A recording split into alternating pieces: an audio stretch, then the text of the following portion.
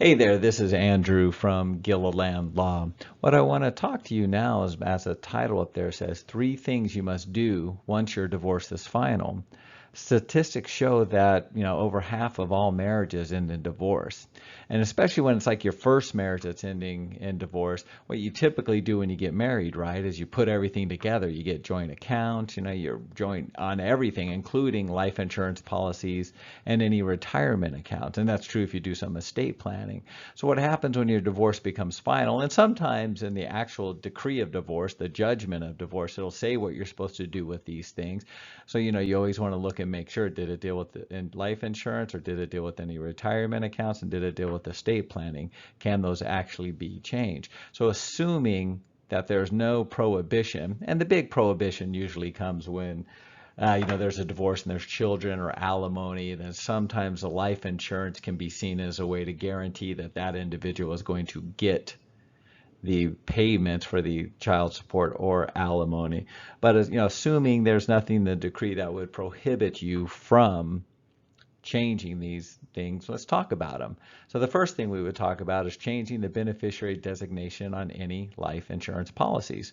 A life insurance policy is simply a contract. It designates who's going to be paid. As you can see right there, you usually have a beneficiary and a contingent beneficiary. For most individuals, a contingent beneficiary, if you have children, are going to be those children. If you don't have children, it may be spouses or siblings or someone of that nature. But really, upon your death, as it says there, a check is going to be sent to whomever is listed as the beneficiary, even if it is your ex-spouse. So you really need to change that if it's not your intent to have your ex-spouse benefit from you passing. The second thing, and this is the same type of thing, is update the beneficiary designation on any retirement accounts. Again, we typically put out their primary beneficiary, right?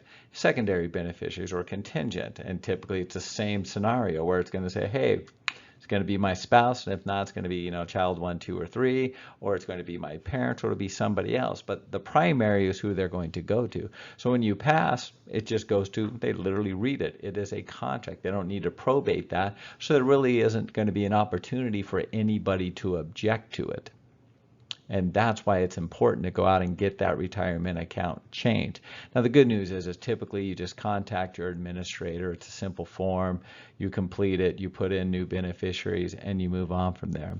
Now, the third thing is create or revise your estate planning documents. Again, your typical estate plan is going to say, hey, we're couple AB, right? If A is alive and something happens to B, A takes over. If B's or if something happens to A and B's alive, B takes over. That's typically what it's going to be. And it doesn't matter whether you're married or not. So you want to choose a new trustee or an agent under a financial power of attorney, or even a medical directive, a patient advocate. If you have minor children, you may want to name somebody to manage any inheritance they would get from you. I mean, do you want to give your other spouse the ability to control that? And most people don't. Most people say, no, no, no, I want it to be some other third party. And you also want to remove your ex-spouse as a beneficiary of a trust or a will.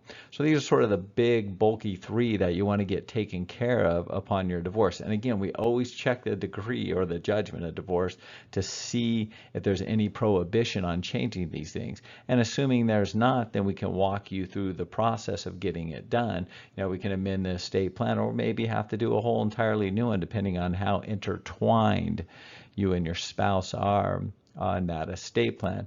So if you have any questions, please feel free to reach out to us. Website is www.gillilandlaw, Gilliland, or you can call us at 760-918-5630.